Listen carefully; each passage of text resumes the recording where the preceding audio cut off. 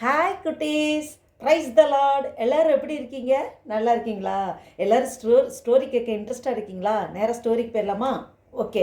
உங்களை மாதிரி நல்ல சுறுசுறுப்பாக ஆக்டிவாக பீட்டர்னு ஒரு பையன் இருந்தான். சரிங்களா? அவன் வந்து 7th ஸ்டாண்டர்ட் படிச்சுட்டு இருந்தான். அவனுக்கு ஒரு பழக்கம் இருந்தது. அவங்க அம்மா வந்து எப்போவுமே அவனை வந்து நல்ல ஒரு ஏசப்பாக்குள்ள பயத்தில் நல்லபடியாக வளர்த்தாங்க. டெய்லி ஒரு வசனம் படிப்பான். அவன் வந்து பைபிள் வசனம் டெய்லி ஒரு வசனம் மனப்பாடம் பண்ணணும். அதான் அவனுக்கு வந்து அதை வந்து அவனும் இன்ட்ரெஸ்டாக அதை பண்ண ஆரம்பித்தான். அப்போ வந்து ஒரு தடவை ஒரு வசனம் படித்தான். உம்முடைய வசனம் என் கால்களுக்கு தீபமும் என் பாதைக்கு வெளிச்சமாக இருக்கிறது அப்படிங்கிற வசனத்தை படித்தான். அவனுக்கு இதோட அர்த்தம் புரியல. அம்மா அம்மா இங்கே வாங்க, எனக்கு இந்த வசனத்தோட அர்த்தம் சொல்லித்தாங்க அப்படின்னோடனே அப்போ அவங்க அம்மா வந்து சொல்கிறாங்க, ஒன்றும் இல்லைப்பா, நமக்கு வந்து ஆபத்தான நேரத்தில் இந்த வசனம் நமக்கு வந்து வெளிச்சமாக இருக்கும் அப்படின்னு சொன்னதும் இவனுக்கு யோசித்து பார்க்குறான், என்னது அந்தளவுக்கு உனக்கு புரியல. ஏன்னா அவன் 7th ஸ்டாண்டர்ட் படிக்கிறான், சின்ன பையன் தானே. அப்போ வந்து அவங்க அம்மாவே அதுக்கப்புறம் வேலையெல்லாம் முடிச்சுட்டு கொஞ்சம் அப்போதுக்கு சொல்லித்தராங்க. இல்லைப்பா, நீ வந்து நெருக்கத்தில் ஒரு இப்போ உங்கள் ஸ்கூல்லே படிக்கிற பசங்கள்லையே ஒருத்தன் உன்கிட்ட எப்போவுமே ஃபைட் பண்ணுறான். அப்போ வந்து உனக்கு வந்து அவன் வந்து எப்போவுமே உன்னை இரிட்டேட் பண்ணிட்டு இருக்கான்னா நீ என்ன பண்ணுவ அப்படின்னா, அவன் சண்டை போட்டால் நானும் பதிலுக்கு சண்டை போடுவேன் அப்படின்னா, அதுதான் கூடாது. அப்போ அவங்க சண்டை போடும்போது நீ உனக்கு ஒரு வசனம் ஞாபகம் வச்சுக்கணும். உன் சத்துருக்களை சிநேகிங்கள், உங்கள் பாய்க்கிறவர்களை ஆசீர்வதிங்கள், உங்களை நிந்திக்கிறவர்களுக்காக ஜெபம் பண்ணுங்கள் அப்படிங்கிற வசனம் இருக்கு இல்லையா, அதை நீங்கள் நினச்சிட்டின்னா நீ அவன்கிட்ட சண்டை போட மாட்ட, நீ சமாதானமாக போவ. அதுதான் நமக்கு வந்து நம்ம இந்த மாதிரி மனப்பாடம் பண்ணுற அந்த வசனங்கள் அந்த மாதிரி ஒரு சூழ்நிலையில் நமக்கு கை கொடுக்கும். நமக்கு அந்த ஞாபகத்தில் கொண்டு வந்து அதை வாயில் அறிக்கையிடணும். அப்போ வந்து அது நமக்கு நம் கால்களுக்கு தீபமாக, பாதைக்கு வெளிச்சமாக அது செயல்படும் அப்படின்னு சொல்லி அவங்க அம்மா சொல்கிறாங்க. சரிங்கம்மா அப்படின்னு சொல்லிட்டு அவன் அந்த வசனத்தை மனப்பாடம் பண்ணிட்டு அப்படி இருக்கான். அவன் அடுத்த நாள் அவன் ஸ்கூலுக்கு போகிறான். அவங்க வீட்டில் ஒரு குட்டி நாய்க்குட்டி ஒன்று இருக்குது. அந்த நாய்க்குட்டி ரொம்ப இவன்கிட்ட பாசமாக இருக்கும். அதை வந்து அந்த நாய் வந்து ஜிக்குன்னு பேர், ஜிக்கு. அப்போ வந்து ஜிக்கு ரொம்ப இந்த பீட்டர் மேலே ரொம்ப அஃபெக்ஷனாக இருக்கும். அப்போ ஸ்கூலுக்கு போகும்போது நம்மளாம் பாய், சி யூ, டாட்டா அப்படின்னு சொல்லும்போது இந்த டாக் என்ன சொல்லும், அது அதோட பாஷையில் லொல் லொல் அப்படிங்கும் பார்த்தீங்களா, அந்த மாதிரி சொல்லி பீட்டரை ஸ்கூலுக்கு போக சொல்லி டாட்டா காமிச்சு அனுப்பிச்சிச்சுது. அப்போ அவன் ஸ்கூலுக்கு போகிறான். ஸ்கூலுக்கு போயிட்டு வரான். திரும்பி வரும்போது அவன் போகிற வழியில், ஸ்கூலுக்கு போகிற வழியில் நிறைய பேர் போகிறாங்க. அந்த ஸ்ட்ரீட்டில் போயிட்டுருக்கும்போது ஆண்டவர் அவன் வந்து இருதயத்தில் முழுமையாக ஏற்றுக்கொள்கிறதுக்கு முன்னாடி அவன் என்ன பண்ணான், அங்கே ஒரு டாகு, கருப்பு நாய் ஒன்று இருந்துச்சு. அவனை அந்த நாயை வந்து இவன் பயங்கரமாக இரிட்டேட் பண்ணியிருக்கான். கல்லை தூக்கி விட்டு எறிஞ்சு ரொம்ப அந்த நாயை வந்து இரிட்டேட் பண்ணியிருக்கான்.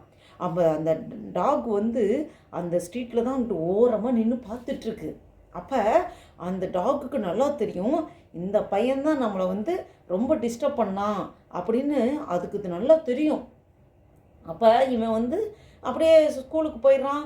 ஸ்கூல் முடிச்சுட்டு ஈவினிங் வரும்போது வந்துட்டு அதுக்கப்புறம் டியூஷன் போகிறான். டியூஷன் போயிட்டு ஒரு 6 மணி 7 மணி ஆயிரும்ல டியூஷன் முடிய, இருட்டாயிருச்சு.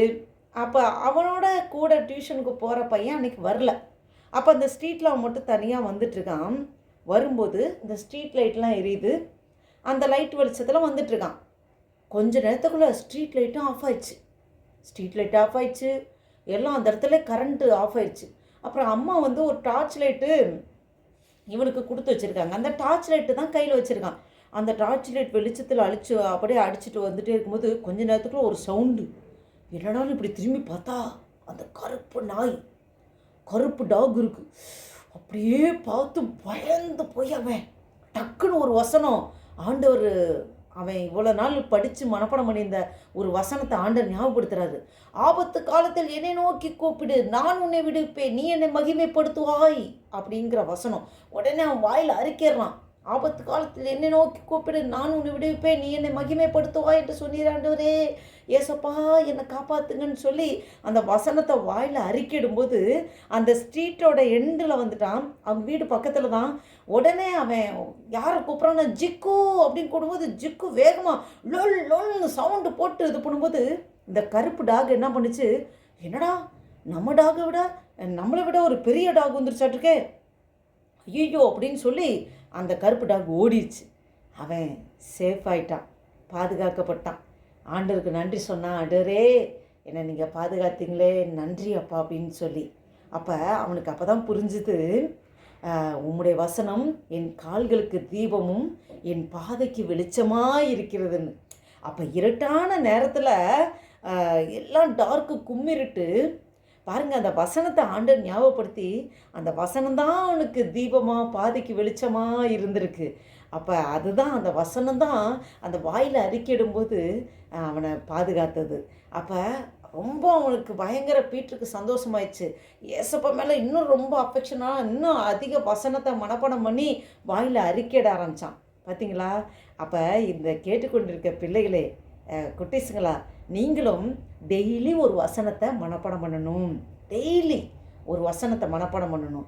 அது நமக்கு இக்கட்டான நேரத்தில் இந்த வசனங்கள் நமக்கு உதவி செய்யும். நம்ம வசனத்தை வாயில் அறிக்கையிடணும். சொல்ல சொல்ல நம்ம இன்னும் நம்ம ஆவிக்குரிய ஜீவிதத்தில் நல்லா மேன்மையாக வருவோம். நமக்கு விரோதமாக எது வந்தாலும் எதுவுமே நம்மளை அணுக முடியாது. சரியா? அப்போ அந்த பீட்டரை ஆண்டவர் எப்படி பாதுகாத்தார்ல அந்த வசனம். இந்த வசனத்தை சொல்லாமா? சங்கீதம் சங்கீதம் 119 அதிகாரம், சங்கீதம் 119 அதிகாரம் 105 வசனம், சங்கீதம் 119 அதிகாரம் 105 வசனம். உம்முடைய வசனம் என் கால்களுக்கு தீபமும் என் பாதைக்கு வெளிச்சமாயிருக்கிறது. உம்முடைய வசனம் என் கால்களுக்கு தீபமும் என் பாதைக்கு வெளிச்சமாயிருக்கிறது. ஆமென். Psalms 119 chapter 119 words 105. உம்முடைய வசனம் என் கால்களுக்கு தீபமும் என் பாதைக்கு வெளிச்சமாயிருக்கிறது. ஓகே சில்ட்ரன், நீங்கள் எப்படி ஃபாலோ பண்ணிங்களா?